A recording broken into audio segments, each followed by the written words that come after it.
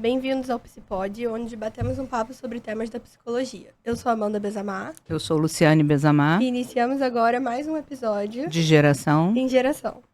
E hoje a gente está aqui com um profissional super querido, que é o Humberto Carneiro, psicólogo, especialista em terapia cognitivo-comportamental, sócio-diretor do INTCC Rio, instituição que ministra cursos de pós-graduação em terapia cognitivo-comportamental e afins, e que também conta com atendimento ao público e online nas modalidades de psicologia, psiquiatria, avaliação neuropsicológica e orientação familiar. Também desenvolve atividades em sua outra profissão, como economista e como especialista em desenvolvimento de executivos.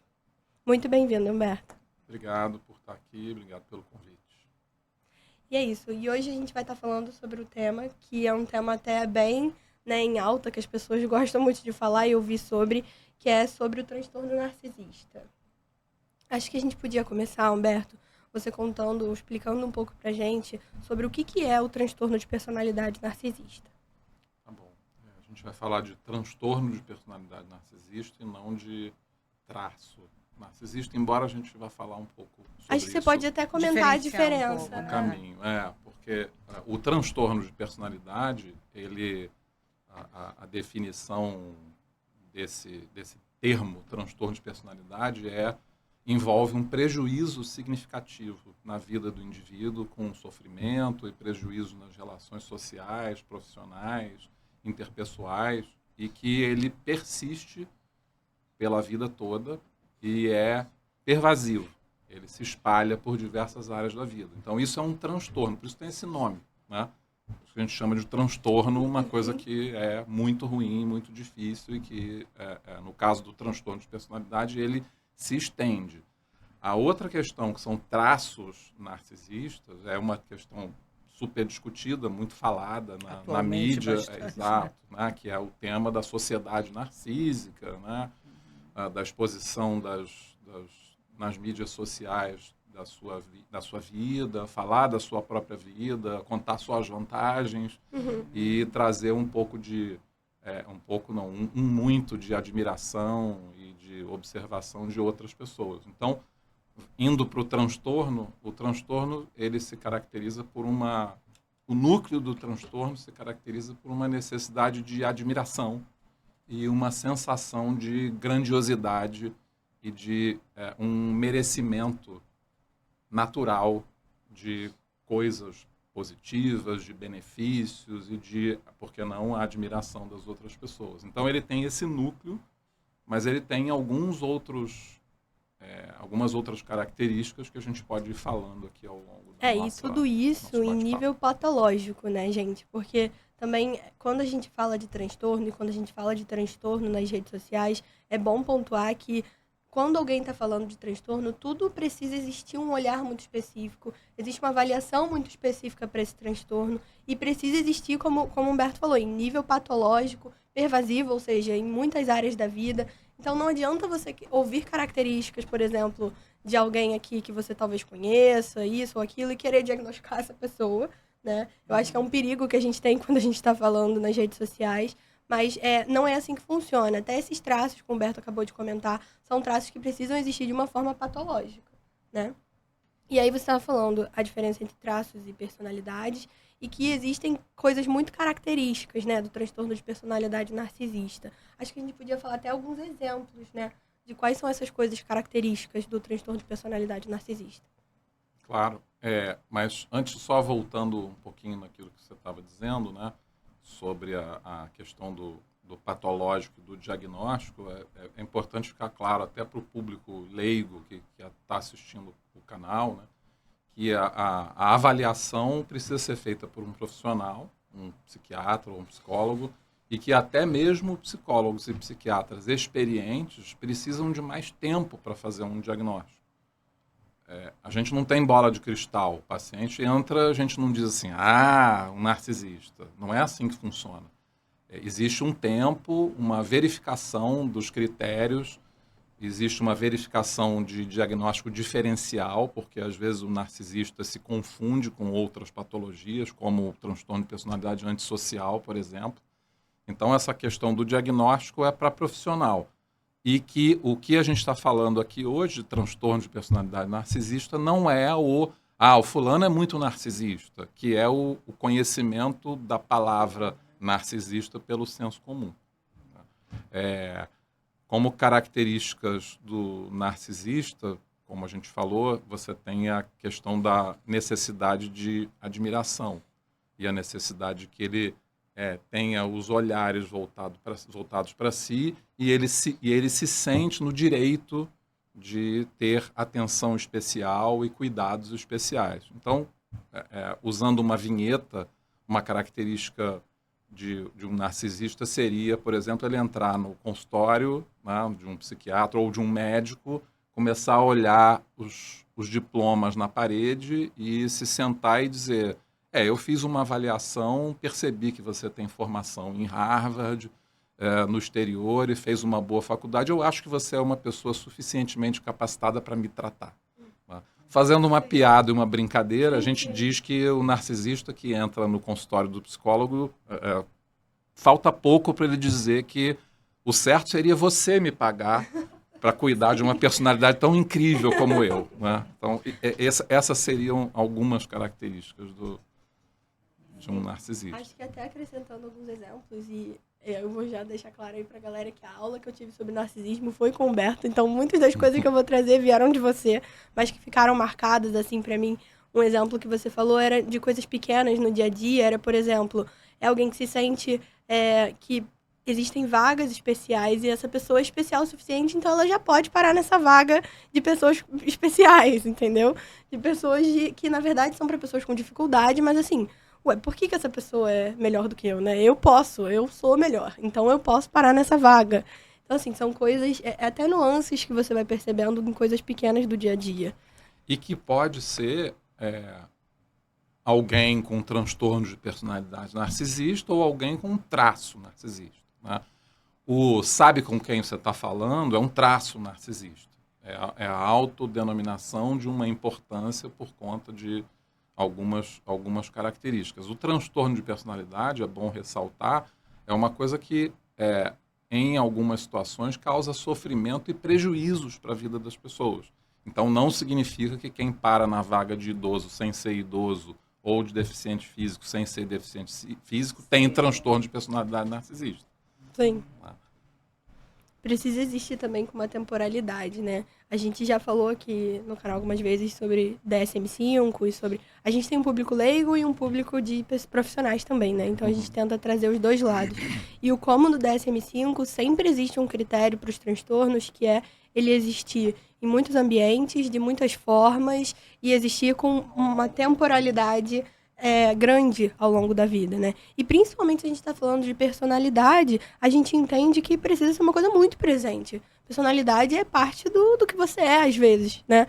Então, e são traços que te definem muito. É muito diferente, por exemplo, de um transtorno do neurodesenvolvimento, né? Perfeito. E pessoas com traços narcisistas, mas que não têm um transtorno de personalidade, podem ser tratadas e pararem de utilizar esses mecanismos mais narcisistas com a evolução do tratamento. Quem tem transtorno de personalidade narcisista vai ter muito mais dificuldade. E essa é uma característica, inclusive, quando a gente fala de transtorno de personalidade, para quem atende na clínica, né, que quando você está diante de um transtorno de personalidade, você acaba vendo que determinados tipos de intervenções e técnicas que você usa habitualmente com outros tipos de paciente e que funcionam, com ele ou não vão funcionar ou vão demorar muito tempo para funcionar. Sim. E aí você pode pensar assim, opa, acho que eu estou diante de um transtorno de personalidade. Sim.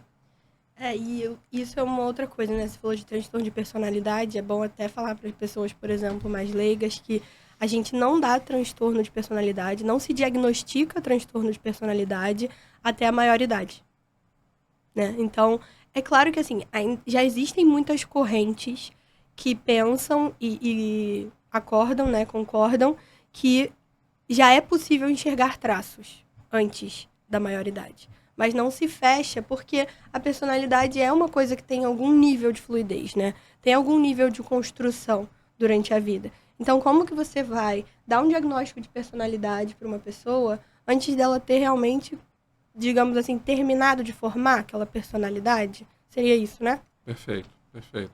Algumas classificações de transtorno de personalidade do DSM, inclusive, colocam textualmente não fazer esse diagnóstico antes de 18 anos de idade. Como de cabeça eu me lembro do transtorno antissocial e do borderline.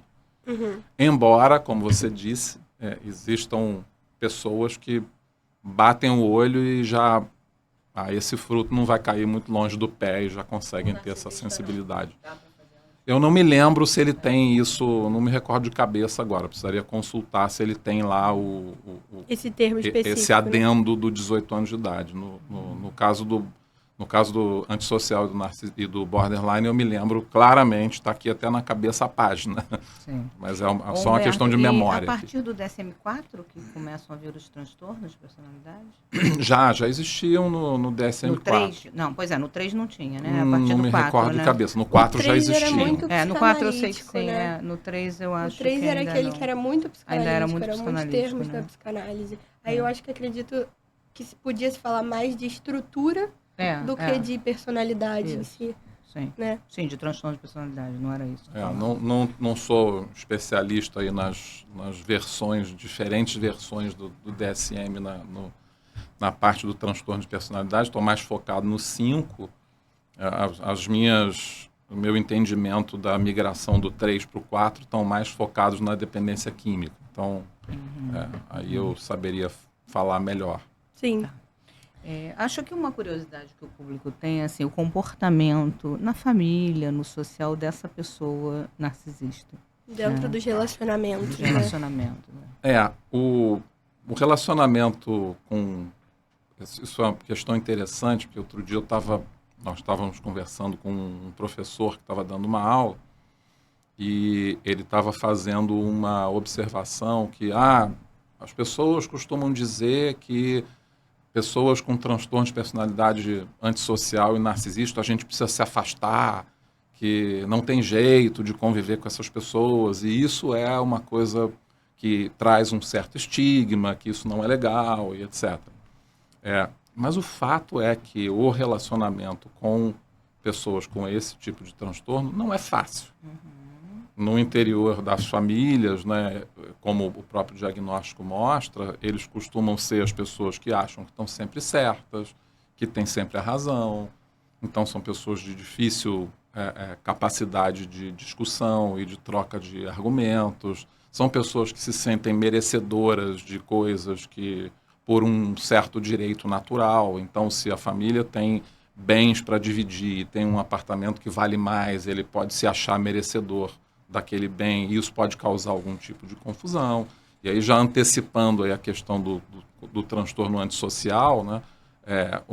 O antissocial, numa situação dessas, ele não só se sente no direito de ter o imóvel, como vai dar um jeito, nem que seja ilícito, de se apropriar desse imóvel. Né? Então, o antissocial transgride leis e regras. O narcisista se sente no direito de...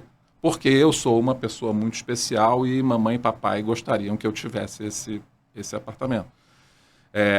No âmbito amoroso, o relacionamento com narcisistas é muito difícil. Né? Com pessoas com transtorno de personalidade narcisista é muito difícil, porque eles são demandantes, eles querem atenção para eles o tempo todo. E isso traz à tona uma questão interessante, que é a casadinha de diagnósticos em casais. Então, quais seriam os... Qual é o par, né? O par. Né? Então, qual seria o par ideal para um narcisista? Seria uma pessoa com transtorno de personalidade dependente, por exemplo, que é alguém que não posso ser abandonado de jeito nenhum, preciso fazer tudo pelas pessoas que me cercam, então vou fazer tudo por alguém que quer a admiração. Então, essa é uma casadinha boa. E um transtorno borderline, por exemplo, por ser uma pessoa que tem um profundo vazio e um imenso temor do abandono, vai fazer também todo aquele jogo, né, que as pessoas com transtorno borderline fazem para conquistar e manter um relacionamento com um narcisista. E que muitas vezes, quando tá tendo um discurso leigo sobre essa estrutura, se fala muito sobre gaslighting, né, nos relacionamentos. Se fala muito, e o que eu vejo muito nas redes sociais hoje em dia também, são frases e exemplos concretos do quando a situação está acontecendo de gaslighting.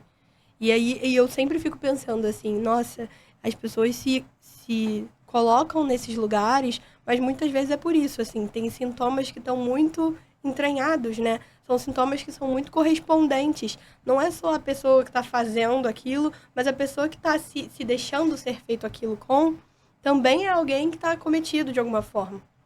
Exato. E de qualquer maneira está cometido de alguma forma. Eu tive um casal que eu atendi a criança e lá pelas tantas, essa criança foi minha paciente, saiu, foi minha paciente de novo, saiu. Aqueles comportamentos que vinha, tratava ali daquele sintoma, melhorava um pouco, saía. E aí a mãe volta e eu falei, olha, eu não estou conseguindo fazer um trabalho. A gente não está dando continuidade, a gente está limpando a poeira e vocês vão embora. E assim, não está tendo consistência esse trabalho.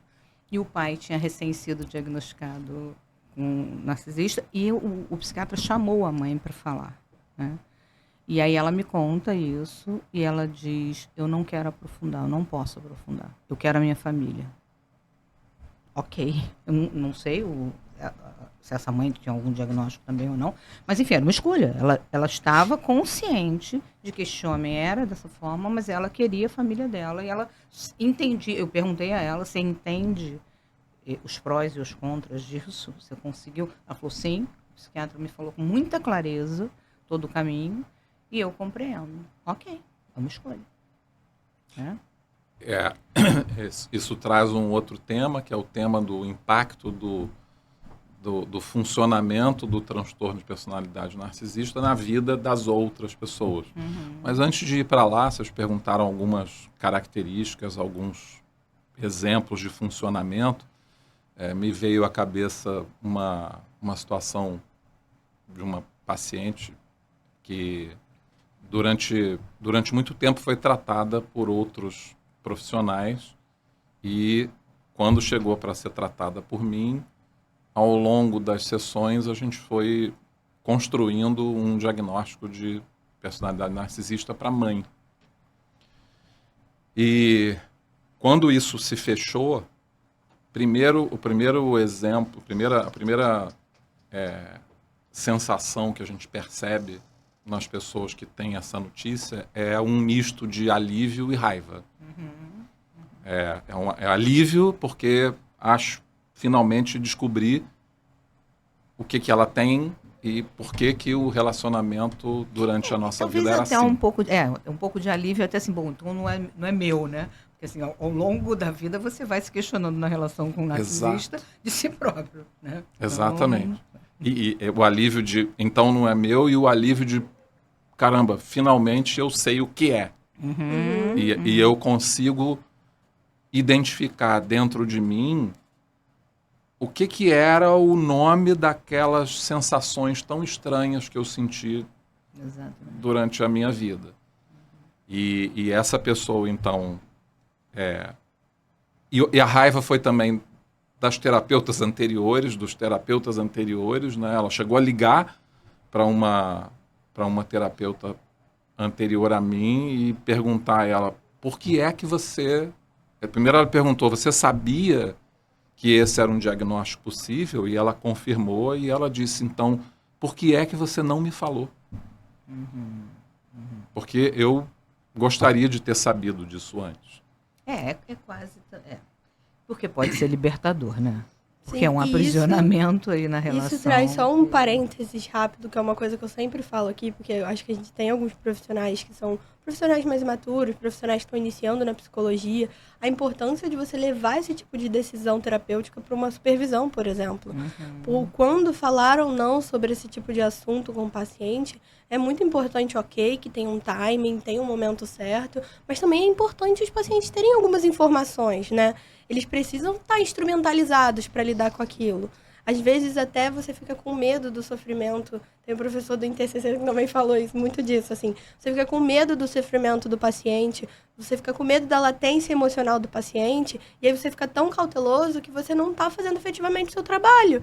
Você não está protegendo ele. É melhor que ele esteja exposto ali, sendo acompanhado por você, do que ele tá exposto na vida e sem saber dar nome e sem saber dar solução para as questões que ele tá vivenciando ali, e com o pai ou e mãe. sobretudo que ele possa se discriminar. Sim. Né? Porque esse é o ponto-chave da história, né? Ele conseguir se discriminar e ela não vai mudar de mãe. A mãe vai continuar sendo a mãe com personalidade narcisista, mas ela vai saber se discriminar disso, né? Então, vai se fortalecer para se discriminar. Né? E é como se você colocasse uma peça que está faltando, né, no quebra-cabeça. Caramba, você me deu uma peça que faltava, porque essa característica de você sentir um certo desconforto que você não sabe qual é, de onde vem, é uma característica de pessoas que convivem com esse tipo de transtorno. Você tem essa sensação, caramba, eu tô, sabe aquela história eu tô com uma intuição de que tem alguma coisa que não tá legal? Confia na intuição e vai dar uma pesquisada. Verdade. Sim. Mas isso traz isso que você comentou, né, Amanda, traz uma série de questões aí. Uma é a questão da supervisão, então a gente precisa ter supervisão e a supervisão deve ser buscada mesmo por profissionais experientes, com profissionais que entendam aquele tipo de situação. Então, ninguém é supervisor de tudo. Sim. Você tem supervisor para TOC, você tem supervisor para DBT, você tem supervisor para transtorno de personalidade narcisista, com terapia do esquema. Então, procurar a supervisão adequada. Sim, claro. Esse é um tema. O outro tema é: falo o diagnóstico ou não falo para o paciente? Aí tem uma série de questões que dá outro podcast. E para o narcisista, hein? Fala ou não fala para ele que ele é narcisista? Esse psiquiatra do paciente falou, mas as nuances... Hoje em dia as pessoas têm acesso direto. Você falou, o outro pode buscar. Se tiver interesse, talvez o narcisista nem tenha interesse. A minha visão é que... sobre o tema, falar ou não falar qualquer diagnóstico, primeiro você precisa entender qual é a necessidade disso. Isso é algo que vai fazer, de fato, uma diferença na vida da pessoa e vai fazer com que ele, na maior parte dos casos, ou te diria, talvez quase 100%, não me recordo de algum que... Me recordo de alguns que eu não tenha falado, que isso não fazia diferença nenhuma ou que o paciente já tinha algum tipo de motivação inerentemente própria para se cuidar e para melhorar. Mas, via de regra, o diagnóstico é algo que vai fazer parte da conversa e a leitura do DSM, que eu faço com alguns pacientes, é extremamente esclarecedora. Com essa paciente, por exemplo, ler os itens lá do DSM, mostrar item a item o que constitui um transtorno de personalidade narcisista. Ela foi lá, minha mãe tem. Quando ela viu, ela falou, gente, é isso, fechou. E aí, só voltando ali no comportamento, tem uma história emblemática dessa minha paciente que estava acontecendo uma festa de aniversário. E nessa festa de aniversário, os olhares estavam para outra pessoa, que era a pessoa que estava comemorando os anos de vida ali. E, por alguma razão, ela se sentiu, que eu não me lembro qual ela se sentiu extremamente incomodada, porque os olhares não estavam voltados para ela. E ela começou a passar mal. E aí começou a passar mal, começou a estrebuchar, deitou no sofá, começou a passar mal, acabou com a festa de aniversário, ambulância, hospital e etc. Todo mundo em volta dela, né? No hospital, em volta do leito, aquela pompa e circunstância toda, aqueles leitos de emergência com a cortina. E aí as pessoas começam a ir embora, essa deve estar melhor e tal, acho que ela dormiu e ela deitada, né, ali meio adormecida. E aí a minha paciente me conta a pérola, que as cortinas todas fechadas, ela resolve abrir a cortina só para espiar, para ver se ela realmente está bem ou não. E aí ela, deitada, faz o seguinte movimento, ela abre um olho, olha para um lado, olha para o outro para verificar se não tem mais ninguém. Aí pega o celular e começa a navegar na internet, deitada no leito do hospital, depois de estragar a festa de aniversário e de ter as atenções todas voltadas para ela. Esse é um comportamento, isso é uma história verídica, esse é um comportamento típico de um... Típico, não é exatamente a palavra, mas essa é uma possibilidade de um comportamento típico. É um exemplo narcisismo. típico. É um exemplo típico. E aí eu queria até fazer um gancho, já que você falou dessa questão da doença, uma coisa muito interessante que teve na sua aula, né, de narcisismo, que virou uma chavinha um pouco assim para mim, foi você ter falado sobre os diferentes tipos de narcisismo. Porque se a gente pega um pensamento de transtorno de personalidade narcisista clássico, a gente fala isso, assim, de grandiosidade, de pompa, disso e daquilo. E você falou muito sobre um outro traço característico, que é essa questão de buscar um lugar de vítima, né? E aí, eu não me lembro o termo certinho, mas era narcisista vulnerável, eu acho que você falava. Vulnerável ou encoberto, que os textos falam também. Um subtipo, um tipo diferente de narcisista, diferente daquele...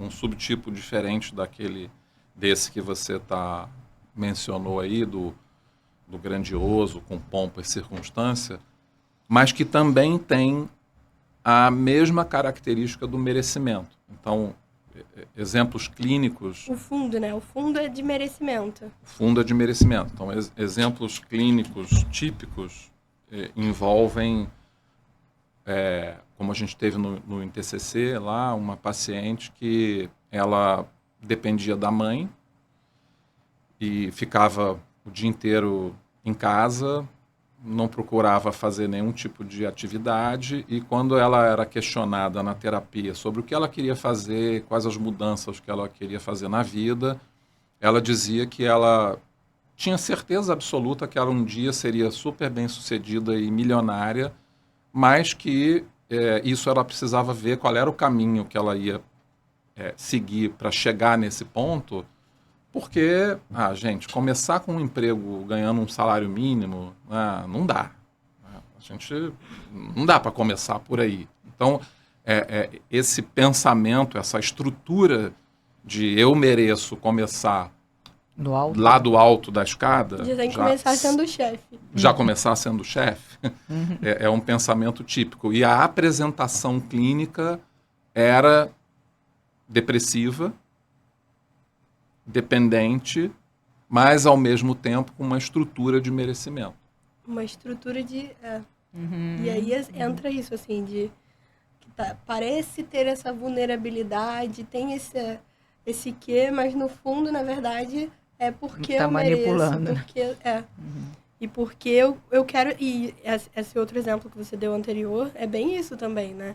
Você se coloca num lugar de vulnerabilidade, de vítima, e consegue conquistar a atenção merecida que você deveria já estar tendo numa festa de aniversário de outra pessoa, né? E aí é que entra o nível patológico da coisa, né? Que é uma estrutura, uma disfunção cognitiva aí de que, como assim você merece mais atenção no aniversário da outra pessoa do que a outra pessoa, né? Mas elas não percebem e não entendem isso como disfunção cognitiva.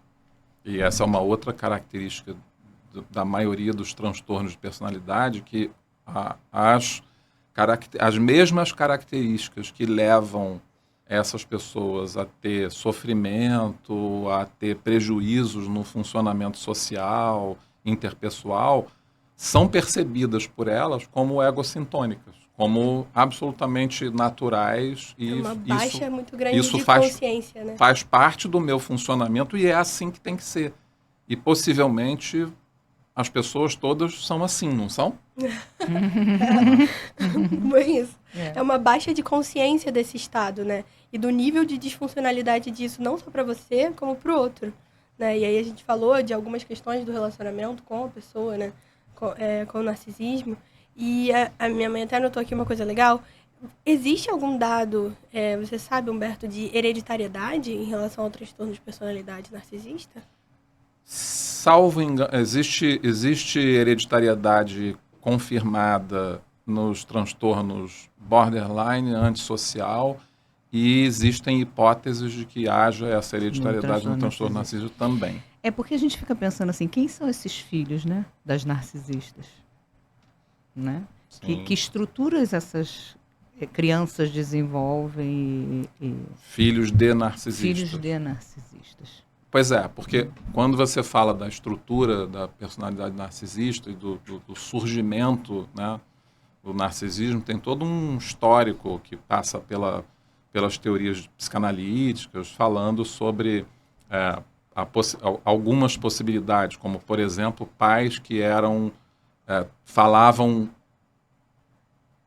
grandes elogios ou coisas enalteciam muito os seus filhos, e isso cria um núcleo protegido onde ele se vê como inferior, vulnerável e incapaz, mas existe uma casca por fora que caramba, meus pais me dizem que eu sou isso tudo, então eu devo ser, então eu crio uma maneira de funcionar que é compatível com a expectativa. E que precisa estar confirmando isso o tempo todo. E que precisa estar confirmando isso o tempo todo, por isso o funcionamento narcisista, mas no fundo, tem alguém vulnerável e incapaz, e que é o núcleo de qualquer personalidade narcisista, seja de qualquer um desses dois subtipos. Então, o filho narcisista pode ser... um filho que se torna narcisista pode ter, por exemplo, uma mãe narcisista que pode enaltecer o seu filho como o melhor filho da vizinhança, por exemplo. Ou, no caso dessa paciente, né, o que ela gerou foi uma paciente com uma questão traumática enorme, uma depressão grande, uma sensação de desvalor enorme, porque lá na casa dela, só ela poderia existir como alguém com muito valor. Porque às vezes é isso, assim, se você se vê numa coisa mais simbiótica, você pode atribuir àquela pessoa o seu valor.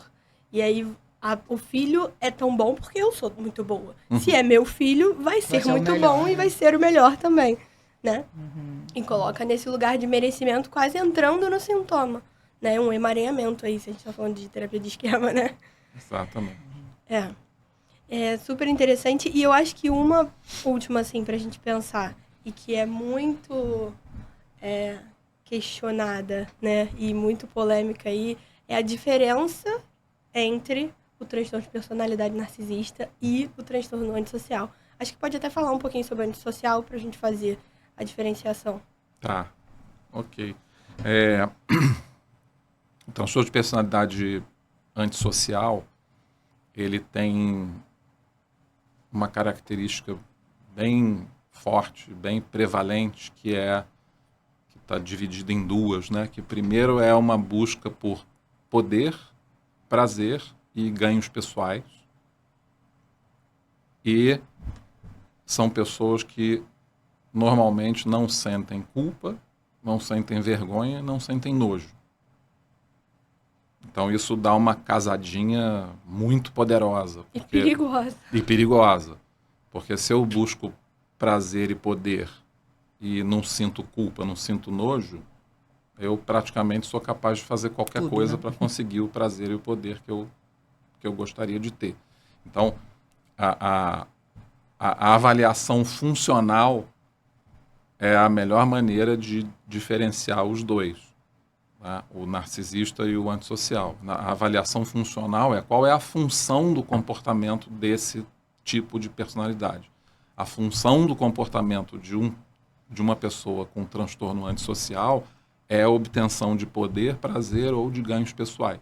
E para as pessoas leigas é até legal falar que o transtorno antissocial é popularmente conhecido como a psicopatia. Mas não se usa mais esse termo psicopatia, se usa o termo transtorno de personalidade antissocial. no DSM você tem lá o transtorno de personalidade antissocial e alguns autores diferenciam entre sociopatia e psicopatia. Mas aí são coisas mais de conjectura, né? Não é conjectura, não. Tem aquela questão que a gente viu, que tem uma corrente americana, que eles falam da questão do acometimento, que pode ser unilateral ou bilateral. Né? E existem autores americanos que fazem um contínuo do aparecimento do transtorno de personalidade antissocial, que vai lá desde o transtorno positivo desafiador na infância, que é um diagnóstico questionado também. Tem gente que não acredita que exista esse diagnóstico, embora ele esteja lá em algumas... Então, ele vai num contínuo, uma criança com TOD, ou transtorno positivo desafiador, crescendo e evoluindo para um adolescente com um transtorno de conduta, e crescendo e evoluindo para um transtorno de personalidade antissocial, que se dividiria na sociopatia e na psicopatia. Sendo a psicopatia o extremo que vai para os filmes, tá? Hannibal Lecter, You, aquela turma, né? Os conhecidos psicopatas, e os sociopatas como os vampiros sociais ou aquelas pessoas que... Essa palestra de um americano, eu não estou me lembrando o nome dele agora, que nós assistimos, ele colocou, foi num congresso, ele colocou uma questão muito interessante de alguns estudos com imagem, que eles fazem lá aqueles sensores e conseguem ver, então eles viam um acometimento bilateral, que é aquele praticamente não, é não tratável, né? Que não tem como, porque você não há nem neuroplasticidade para acontecer. E o unilateral, que você conseguia, eles passavam períodos, era uma prisão terapêutica, né? Vamos dizer assim. Que eles passavam períodos em treinamentos, em coisas, então regenerava, saíam dali e tal. Ele vivia 5, 6 meses sem cometer nenhum delito, sem cometer nenhuma coisa. Aí depois rescindiam, entendeu? Porque tinha unilateral, então tinha condições de uma possível reinserção social. Quem fala... Tem duas... A gente começou a falar de antissocial, e vamos voltar depois para o narcisista, mas só um parênteses aqui. Quem fala sobre isso é o James Fallon, que é um escritor que não está me falhando a memória agora o nome do livro dele, mas ele é um cara que tem todas as características nos diagnósticos de ressonância magnética, de similaridade com outros psicopatas. Inclusive descobriu que na família dele existiam criminosos e pessoas com esse tipo de transtorno, e ele não se tornou um psicopata. E a ideia do livro é dizer que isso não aconteceu porque o meio onde ele conviveu foi um meio que não trouxe para ele nenhum tipo de trauma severo, e ele foi bem criado, e por isso não teria desenvolvido a psicopatia. Então tem essa história aí. O outro é um livro que chama O que Santos Espiões, A Sabedoria dos Psicopatas, o que Santos Espiões e Serial Killers têm em comum, que é um livro que ele comenta no final sobre um experimento que ele fez com um grande equipamento magnético na cabeça, e que fez com que os feixes nervosos se desviassem da amígdala. E que, como então ele não tinha essa percepção da emoção, essa tradução da emoção através da amígdala, que ele, enquanto durou esse fenômeno magnético, ele se tornou um psicopata. Então, no livro, ele descreve que ele pegou o dinheiro da conta que estava na mesa do lado e usou para jogar no cassino. No cassino, ele se arriscou muito mais do que ele se arriscaria normalmente quando ele jogava, e ele ainda deu em cima da secretária do cara que estava acompanhando ele, tendo ele um casamento de anos muito bem constituído. Então, ele faz como experimento. Ele faz como um experimento. Então, quando ele faz esse levantamento, tira o funcionamento das emoções, ele perde o filtro, vamos dizer assim, e vai em busca de prazer, poder e ganhos pessoais. E complementando lá a história da diferenciação, né, o narcisista não tem essa função do comportamento. A função do comportamento dele é admiração. E os antissociais provavelmente vão se envolver em crimes, em delitos, em desvios financeiros. Poderia dizer que o antissocial atravessa e tem prazer no outro, no sofrimento do outro, e o narcisista precisa do olho do outro. Sim, perfeito. Né? Mais Perfeito, ou menos isso. perfeito. Né? O antissocial lá porque ele não tem nenhuma empatia. A turma lá da cadeia tem prazer no sofrimento do outro. Tem prazer em matar, tem prazer em... a turma que não está na cadeia não necessariamente tem prazer no sofrimento do outro, mas não está nem aí se o outro vai sofrer ou não. Sim, porque está em evidência. É indiferente. Se a evidência vai afetar você, não importa. Ele é indiferente ao sofrimento alheio, porque a busca é prazer, poder e ganhos pessoais. Sim. O narcisista é indiferente ao sofrimento alheio, mas a busca é por admiração.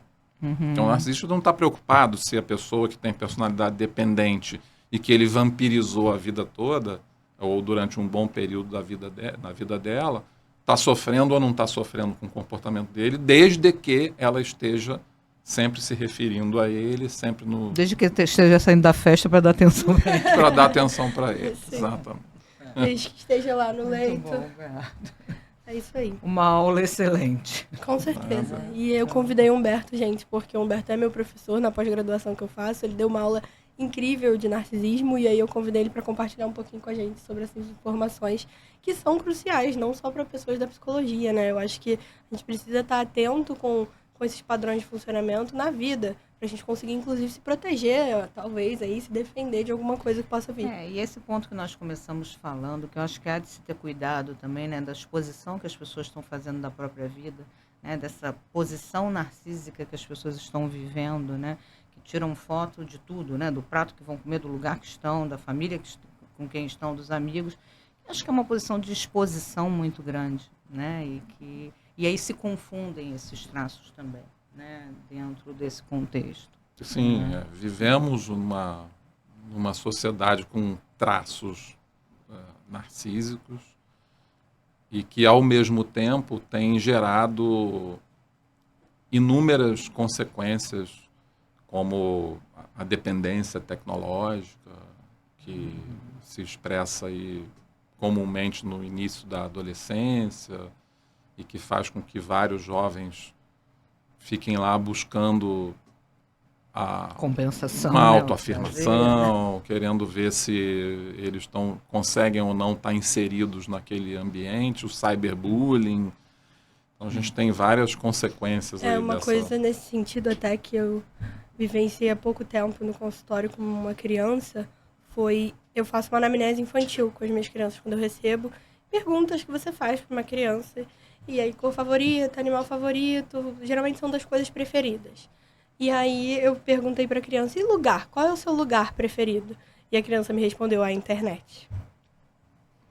E isso foi pesado, assustador, porque assim, o que a gente espera de resposta, e até um padrão de respostas dentro disso um lugar favorito que a criança gosta de ficar, o shopping, geralmente não é a escola, mas um parquinho, alguma... A Disney que seja. A Disney que seja, pois é. Mas a internet não pode ser o lugar preferido de uma criança.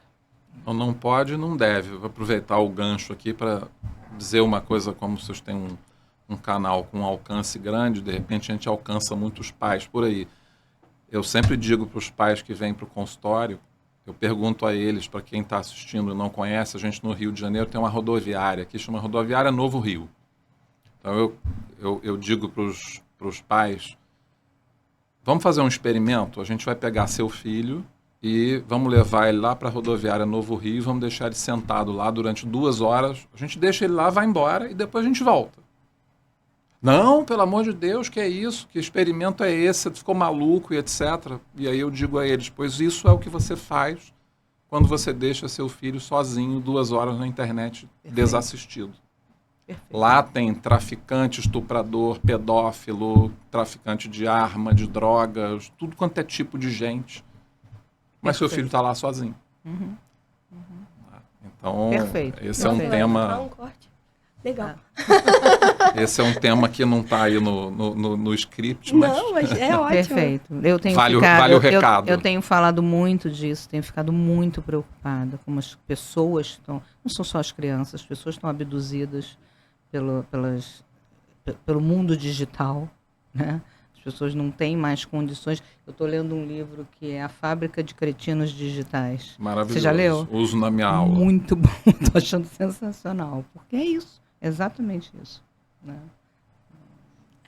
E aí, para fechar, a gente geralmente pede para os convidados deixarem uma dica final. Acho que falando de transtorno de personalidade narcisista, talvez uma dica final para lidar com pessoas com esse transtorno. Eu acho que a dica final é, levando em consideração o que o colega falou na outra aula sobre a preocupação de que se cria um certo estigma com pessoas com esse tipo de transtorno de personalidade, que você tenha que se afastar como se tivesse alguém com alguma doença contagiosa. Eu acho que a dica é que você não necessariamente não precisa se afastar desse tipo de pessoa, mas que você precisa se informar, você precisa dar ouvidos para aquela sua intuição, você precisa tomar um pouco de cuidado com uma frase muito comum que narcisistas e pessoas com transtorno antissocial também falam, que é: eu nunca falei isso. Essa é uma frase muito comum, né? Você diz, mas você me falou que a gente iria fazer isso assim, assim. Eu nunca falei isso. E aí você olha para você e me diz, gente, será que eu tô louco?